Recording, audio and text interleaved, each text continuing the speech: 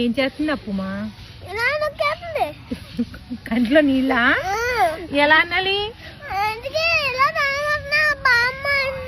సరే ఏం చేస్తుంది అప్పు? ఏం తుడమంటున్నావు నువ్వు? నీళ్ళు తుడమంటే ముక్కు తుడు. ఓకే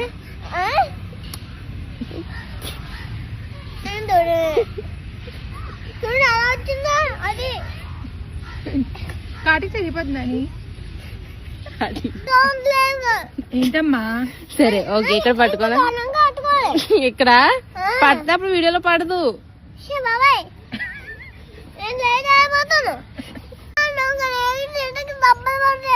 ఏంటమ్మా? నన్ను చూడు నాని.